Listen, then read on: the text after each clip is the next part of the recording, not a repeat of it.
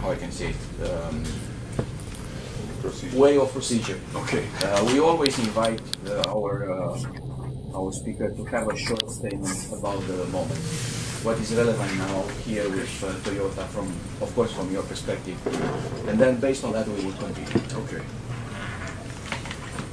So for us, first, I just go on a little bit about the market. Our view on the market. Market is still okay to good. 19.7 million, including Eastern markets and Russia. We include Russia and East. So 19.7. It's a good year, growing. Even though Russia is at 1.4 million versus used to be 2.5 million. So definitely impact there. Regardless, West is compensating and Central is compensating. The other point for us is that we will exceed 900,000 units. Morning. Morning. We'll exceed 900,000 units this year for the first time since 2008. So first time since the crisis. And we believe that by next year, because of the CHR you see there, and some Lexus models, we will be very close to the 1 million mark in 2017. This is our feeling today. We're not chasing the volume, as our president says, but we naturally, when we enter a segment like CHR segment, naturally it should be a very good result for us. So let's say we sell 900,000 units. The biggest news I want to share with you for us is that electrification is growing rapidly for us. Hybrid is now 1/3 of our sales, close to 300,000 units now. So if we sell 900,000, 300,000 nearly are hybrid in our business. And that's an increase of 45%.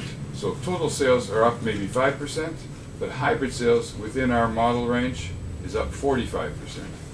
So hybrid is flying right now. Even that ratio is low because we could not get enough RAV hybrid supply for the last 6 months. And the second point, give you an indication of how hot hybrids are, the CHR initial dealer orders. We haven't sold any yet, of course, it's not for sale, but initial dealer order is 70% hybrid. So we have, hybrid is flying at this moment for us and hard to keep up. So we see that our target was 50% total hybrid mix by 2020. We see that to be very easy. It's going to be at least 60% or so is what we feel now, total.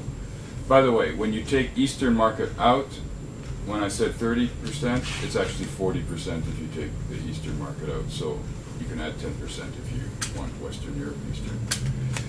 So we have a big opportunity with CHR.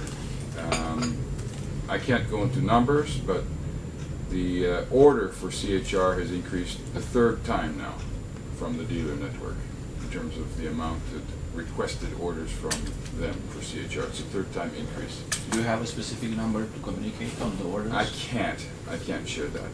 It's honestly too sensitive right now because that segment's so hot. I don't want to share. It's like knowing Qashqai before they started, how many Qashqai they would sell. It's quite very important, so I don't want to share that yet. Plus, our factory is adjusting to the capacity, so maybe later I can, but not today. And then on the Lexus side, out of the 900,000 units, 70,000 this year will be 70 at least will be Lexus, which would be another record for Lexus. So Lexus also going.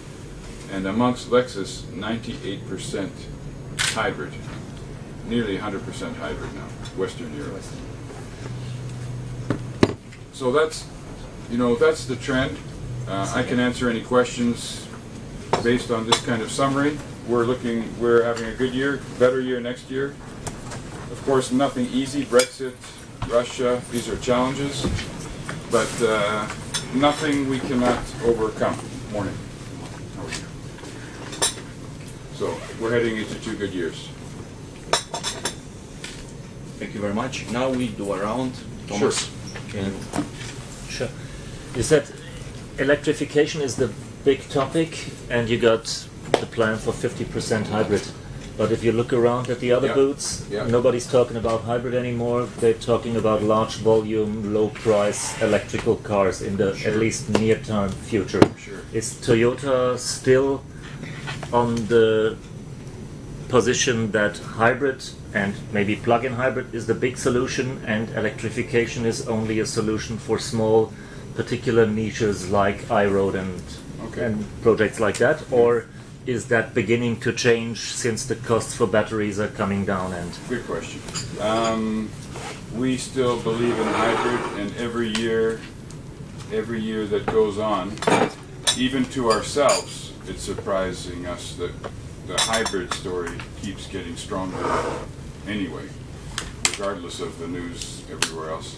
So that's, just talked to one of our dealers, that's the base situation. But our planning, we've always said that there'd be phases of hybrid, transition to plug-in hybrid, and then EV was when the battery, as you said, when the battery life, range, and cost become competitive, we would join this, because we had the IQ EV, we had, okay, range was too short, we had the Tesla RAV4 already in the US, so we know about what we can do with batteries. It's just a matter of timing. And we don't want to introduce cars that nobody wants. Up to now, that's been our stance. When the battery, as you're hearing here, when the battery range now gets competitive, the remaining question is cost. Somebody has to pay for all those batteries, and that's going to be the consumer or the manufacturer or the government. But Toyota doesn't like designing its product plan for incentives. Because overnight, as you know in the Netherlands, overnight incentives change and your product mix completely changes. So we don't want to plan for that scenario. We want to plan for a scenario that we can sustain.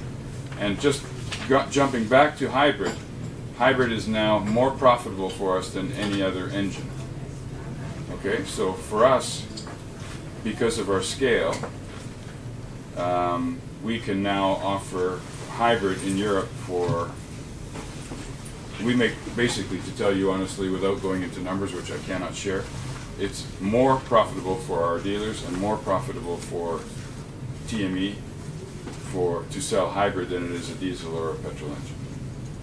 So for that to happen for EV is still some time to come, right? You either need incentive or you need to make a loss. So the point is timing. And I would say to you, to your question, that around the 2020 mark, we would start to consider EV as well. That's maybe our view on when to enter the timing range with battery and cost in mind. The difference, other competitors don't have hybrid though as a base. So they have to move either to plug-in or to EV. We already have hybrid as a base, so we have some options. and a bit more time. If we want to. Yeah. Okay. Ilya? So Toyota as a brand is a global player on the market. Do you plan some kind of super brand budget cars to offer the market? Super brand, Yeah. Sub-brand. Sub-brand. You know, the sub-brand. to approach budget, more budget. You know, this was an interesting discussion a few years ago, and there was around India, the India business, there was discussion around this. But I would say that that discussion has gone away. If I'm not saying it will happen, I'm being clear when you record me. If one option could be the Daihatsu situation in the future, it could be. But for Toyota to go to a sub-brand, not so interesting. In our family, it's possible, but unlikely for Toyota. Could be Scion? No. Definitely not. It's finished. No, we never introduced in Europe, so we I know wouldn't- that, but No, we wouldn't introduce to Europe. And because in the idea of Scion, my understanding of the idea of Scion from my time in North America was to address a youth market. But that youth market, even for Scion, grew up. And in Europe, we never had the same type of issue. So we needed to strengthen the Toyota brand in Europe, not to divert money to two brands. Yeah. So it's not part of our plan. Vladen? I have two questions which are practically one, connected to the same thing. You said hybrids are profitable. You Yes. say beautiful numbers, which are astounding, really. Does it mean, from one side, that you have now clear decision that diesels are not fashionable anymore because there is no further chance to develop them more and more efficient? And together with this, does it mean that real off-road spirit of Toyota will gradually cease to exist because there are less and less real off-road Toyota cars? I think they're different questions. So to me, the first They're all connected to hybrid anyway. not necessarily. The hybrid and diesel issue. For us, honestly, we never excelled at diesel in Toyota. Let's say it that way. We never excelled. We were competitive, but we never excelled. I think we excelled at hybrid. And we made a decision a few years ago, even before the regulation got tough, in Europe, to differentiate, we would choose hybrid. That was our way to stand out in Europe rather than to compete diesel to diesel, price to price. So from that point of view, we already made the decision. The latest decisions on regulations and the Dieselgate just confirm our stance. It doesn't change anything, it just confirms where we were is correct positioning. So we don't have any big intention on diesel. We're not anti-diesel, but we're not going to make any huge investments for diesel when, for example, we would rather choose to have a second hybrid powertrain in a given model than another diesel. That's what we would rather do if we have to invest some money. In fact, on CHR, there's no diesel option. That's right. Peter? So I come back, the question. diesel for trucks or off-road is still viable. It's still viable. So we see that as a segment where diesel can play a big role. Because there is no 4x4 hybrid, real one. Not yet, yeah, not yet. Some form of electrification in the future has to come, but for now, diesel still plays a very active role in our truck and Hilux lineup, so for sure. Yes. Can you give us an update on the sports car you're developing with BMW? I can't, and I'm not because I don't want to. We don't have a prepared arrangement with BMW to make that comment. And if I say anything, then BMW. You can't give any idea on timing or anything? Nothing more than we've released before.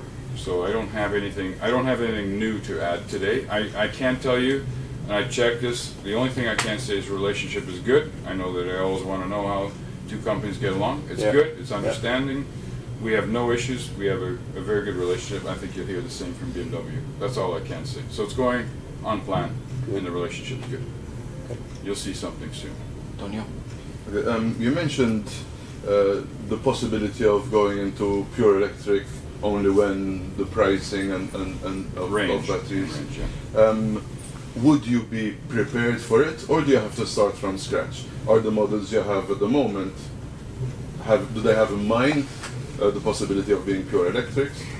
And the other question, Mr. Toyota recently announced that a new design language will be introduced, and I think the CHR is sort of, is it the first of a new line of different design Toyotas? So for The first one is you prepare for yeah, the EV. Our models are already prepared. We need to start from Depends. scratch. It depends because the question is for us is if we want to choose to go with existing platform and easier production, then we're quite ready. If we want to go for dedicated platform, then we have to take a bit longer. But there's product benefits, so not decided. I can't share that today. Okay. But those are the choices. There's a third choice, but you have to guess. and then the other one was The other one is design. about the Design. the design of the CHR is the debut of a new direction of design. I think that I don't want to mix up brands at all, but Akio's intention to shake up Toyota's design happened before CHR. But of course, you can see that on the Lexus side, what's happened. And for Toyota, I think it's a fair comment that CHR would be the start of that. I go CHR, we get more adventurous during that time, and you'll see that come through the range. January. Okay. We've talked about EV hybrid. Yes. What about fuel cell? Perfect. Doesn't seem to be today kind of cul-de-sac after so many years of development and investment. Is it still relevant? It hasn't even started, and you're saying it's just I can't believe the questions, but I enjoy the questions. But no, it's just the beginning of a journey, and the role of Mirai is to basically in a kind of EV plug-in world of the last 2 years. By the way, do you hear anything about plug-in anymore? Last year was all plug-in, and now 1 year later there's no plug-in. Does it disappear? I don't know. These shows are like that. So. The role of Mirai is to break the discussion with government, with energy partners, investors, to put the infrastructure in place, to start the conversation. In that sense, Mirai has done a great job from 0 to now we've got hundreds planned FCV stations across Europe. There's 100 right now. It's a little bit slower than we'd like, but that's not the intention. It's the funding and there's always city involved and investment. This is taking a little bit longer, but the intention by all the major markets are to include FCV station, fuel cell stations. So no change from what we expected. We still will roll out more new FCV models around the 2020 mark. So that's the next phase. When there is some infrastructure, we will have more FCV models. That's the short term. The long term is it fits in with our 2050 vision, that the challenge 2050, where we say 90% CO2 reduction and factories with 0% CO2, a full recyclability, and we see fuel cells not just being something useful to bring down the CO2, but also to provide energy back to society, whether it's homes, whether it's power stations, whether there's an emergency, tragedy or whatever, there's power stations supplied by fuel cells. So give something back to society, which is Toyota's global 2050 mission. So nothing has changed, and we don't care so much about 1 year's popularity or not popularity. We're on a mission, and this was written before any EU regulations. This is our global intention.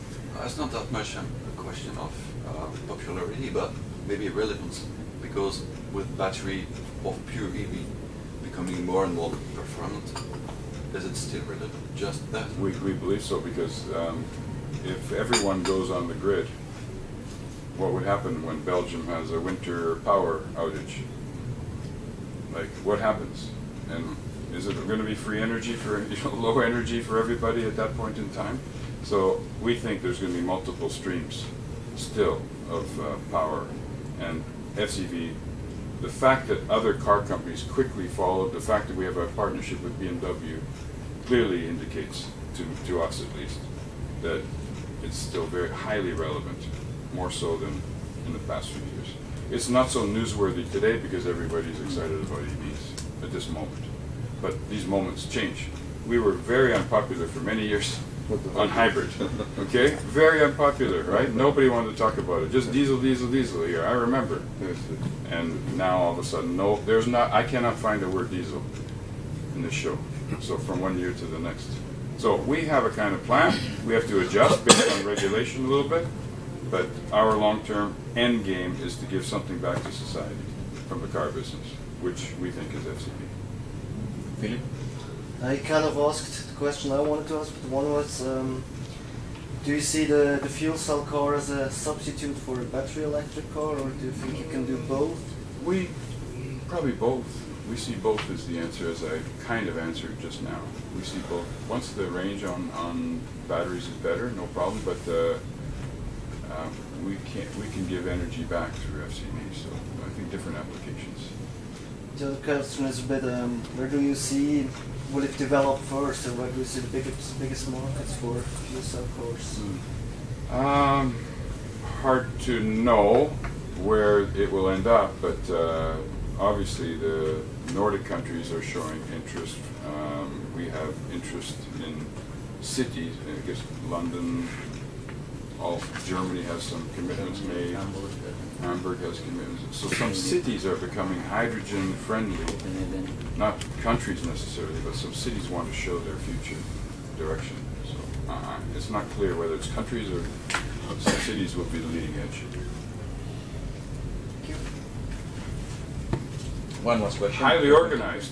I've never been to a group of journalists, so you This trained is- them this- well. This is the AutoBest. You trained them well. I'm No, impressed. we try to be organized because otherwise we will all jump and nobody will. Some will